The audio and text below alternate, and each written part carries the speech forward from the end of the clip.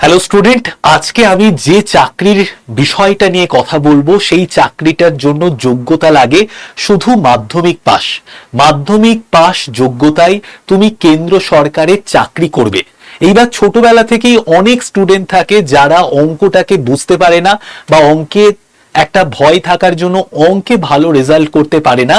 আমি বলবো তুমি যদি এই পরীক্ষাটা দাও, যে পরীক্ষায় 10,000-এর উপরে ভ্যাকেন্সি রয়েছে, সেখানে যদি তুমি একটা অঙ্ক নাও পারো, একটাও অঙ্ক নাও পারো, তাও তুমি চাকরি পাবে। তো সেই জব নিয়ে আমি কথা বলবো। প্রত্যেকে তোমরা প্রথম থেকে শেষ অবধি দেখে নাও। তো দেখে নাও, কেন্দ্রীয় সরকারের চাকরি, মাধ্যমিক পাস যোগ্যতায় তুমি এই চাকরির পরীক্ষায় বসতে পারবে। আর কোনো তোমার যোগ্যতার ক্রাইটেরিয়া নেই। শূন্যপদ রয়েছে 2026 সালে, শুধু এই বছর শূন্যপদ রয়েছে 10,000-এর ওপরে। আমি কোন চাকরিটার কথা বলছি? আমি এসএসসি এমটিএস এর জবের কথা বলছি। অঙ্ক না পারলেও চাকরি পাবো? আমি বলছি যে অঙ্ক না পারলেও তুমি চাকরি পাবে। দেখে নাও, স্টেপ বাই স্টেপ বুঝিয়ে বলে দিচ্ছি। দেখো, খুব সুন্দর একটা সুযোগ রয়েছে। এইবার যে এমটিএস এর যে নোটিফিকেশন, সেটা কখন প্রকাশিত হবে? 2026 সালের জুন মাসের শেষের দিকে, 30শে জুন 2026 সালের জুন মাসের শেষের দিকে এমটিএস এর নোটিফিকেশন প্রকাশিত হবে। তারপর দেখো, আবেদন প্রক্রিয়া কবে থেকে শুরু হচ্ছে? আবেদন প্রক্রিয়া শুরু হচ্ছে মোটামুটি জুন জুলাই থেকে কিন্তু আবেদন প্রক্রিয়া শুরু হয়ে যাবে, বা জুনের শেষের দিকে বা জুলাইয়ের শেষের প্রথম দিক থেকে কিন্তু আবেদন প্রক্রিয়া শুরু হয়ে যাবে। পরীক্ষা কোন সময় হতে পারে? দেখো, সেপ্টেম্বর বা অক্টোবর বা নভেম্বর, এই যে 3টে মাস আছে, এখানেই কিন্তু তোমার পরীক্ষা হয়ে যাবে। সুতরাং এটা চলছে এপ্রিল মাস। তোমার হাতে কতদিন টাইম আছে? এপ্রিল, মে, জুন, জুলাই, আগস্ট, সেপ্টেম্বর, মানে প্রায় বলতে পারো 6 থেকে 7 মাস তো মিনিমাম টাইম আছেই। এবং সুন্দরভাবে পড়াশুনো করে তুমি কিন্তু এই চাকরিটা পেতে পারো। এতে কোনো ইন্টারভিউ নেই। অঙ্কে যদি তুমি একদম জিরো হও, তাও তুমি চাকরি পাবে। দেখে নাও। নেক্সট আমি যেটা তোমাদেরকে বলবো সেটা হচ্ছে, এই যে এসএসসি এমটিএস এর কত টাকা বেতন পাবে। তুমি একদম যখনই তুমি চাকরিতে ঢুকে যাবে, মোটামুটি তোমার স্যালারি কিন্তু ইনহ্যান্ড স্যালারির কথা আমি যদি বলি, তোমার এমনি বেসিক পে তো প্রায় 18,000, তারপর ডিএ, এইচআরএ, এই সমস্ত কিছু মিলিয়ে প্রায় 32-33 হাজার টাকা তোমার ইনহ্যান্ড স্যালারি থাকবেই। তুমি যদি শুধু 10 পাস করে থাকো, তাহলেই চাকরিতে বসতে পারবে, আর কোনো ক্রাইটেরিয়া নেই। এইবার দেখো, ভারত সরকারের বিভিন্ন যে মন্ত্রক রয়েছে, সেই ভারত সরকারের বিভিন্ন মন্ত্রকে, বিভিন্ন দপ্তরে তোমার কিন্তু কাজ করার সুযোগ হবে।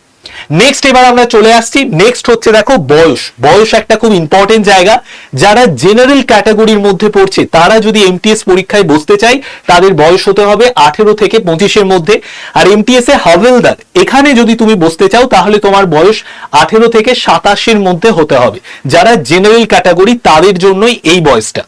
এইবার যদি কেউ এসসি এসটি হও, তার জন্য 5 বছরের এজ রিল্যাক্সেশন রয়েছে। যদি কেউ ওবিসি ক্যাটাগরির মধ্যে হও, 3 বছরের বয়সের ছাড় রয়েছে। পিডব্লিউডি ক্যাটাগরির মধ্যে হও, তাহলে তুমি আরো অনেক দিন, 10-15 বছরের কিন্তু বয়সের ছাড় পাবে। শিক্ষাগত যোগ্যতা, যে কোনো স্বীকৃত বোর্ড থেকে তুমি যদি ক্লাস 10 পাস করো, তাহলেই বসতে পারবে, আর অন্য কোনো যোগ্যতার ক্রাইটেরিয়া নেই।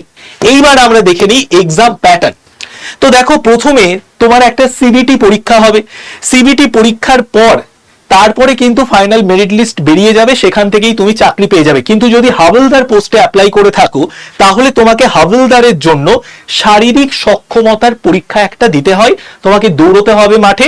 সেটা আমি বলে দিচ্ছি, সেটা হাবিলদার পোস্টের জন্য, এমটিএস এর জন্য কিন্তু নয়, ঠিক আছে? এইবার দেখো, ডকুমেন্ট ভেরিফিকেশন হবে, তারপরে তুমি চাকরি পেয়ে যাবে। এই হলো সিম্পল প্রসেস।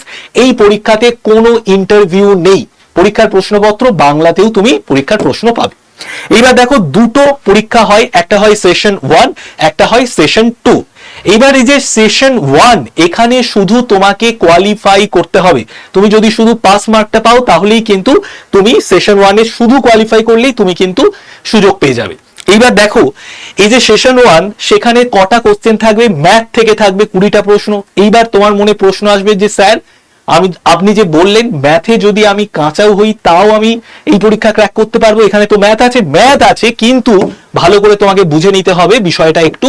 দেখো, ম্যাথ থেকে 20টা প্রশ্ন আসবে, আর রিজনিং থেকে 20টা প্রশ্ন আসবে। তুমি যদি 3 থেকে 4 মাস রিজনিংটাকে প্র্যাকটিস করো, যে কোনো একটা বই ধরে প্রতিদিন 1 ঘন্টা জাস্ট 1 আওয়ার করে রিজনিং এর উপর টাইম দাও, তুমি এই 20টা কোশ্চেনের মধ্যে খুব ইজিলি 14 থেকে 15টা কোশ্চেন তো পারবেই পারবে। আমি খুব কম করে বলছি, 20টা প্রশ্নের মধ্যে 14 থেকে 15টা কোশ্চেন পারবেই পারবে।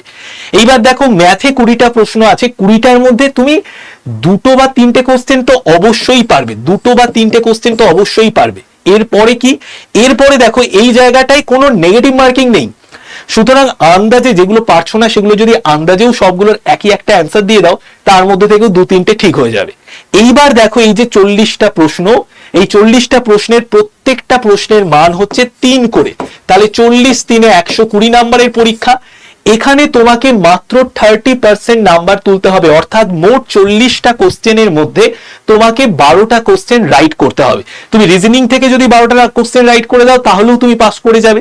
রিজনিং থেকে 14-15টা তো পারবেই, ম্যাথ থেকে তো 2-3টে পারবেই পারবে, তাছাড়া নেগেটিভ মার্কিং নেই, সবগুলো তুমি কোশ্চেন অ্যান্সার করে আসবে, সেখান থেকেও 2-3টে ঠিক হয়ে যাবে।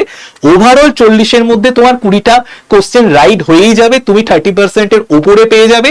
ডেফিনেটলি তুমি এই সেশন 1টা পাস করে গেলে। ঠিক আছে, শুধুমাত্র কোয়ালিফাইং তোমাকে শুধু 30% মার্কস পেতে হবে, অর্থাৎ 40টা কোশ্চেনের মধ্যে 12টা কোশ্চেনকে সঠিক করতে হবে। এইবার সেশন 1 পাস করে যাওয়ার পর তোমার সেশন 2 পরীক্ষা। এইবার দেখো এই যে সেশন 2 রয়েছে, এখানে কিন্তু তোমার যে নাম্বারটা তুমি পাবে সেই নাম্বারের ওপর ভিত্তি করে তোমার চূড়ান্ত যে মেরিট লিস্ট সেটা তৈরি হবে। এইবার দেখে নাও জেনারেল অ্যাওয়ারনেস থেকে কতগুলো কোশ্চেন আসবে। জেনারেল অ্যাওয়ারনেস থেকে 25টা কোশ্চেন আসবে, আর ইংরেজি থেকে 25টা কোশ্চেন আসবে, ইংরেজি থেকে 25টা। আর জেনারেল অ্যাওয়ারনেসের মধ্যে history, geography, static GK, current affairs, physics, chemistry, biology, computer, এই সমস্ত জায়গা থেকে 25টা কোশ্চেন, আর ইংলিশ থেকে 25টা কোশ্চেন, মোট 50টা কোশ্চেন।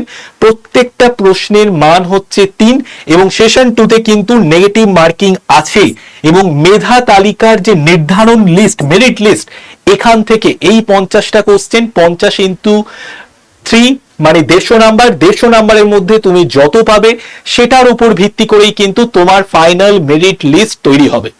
বোঝা গেল?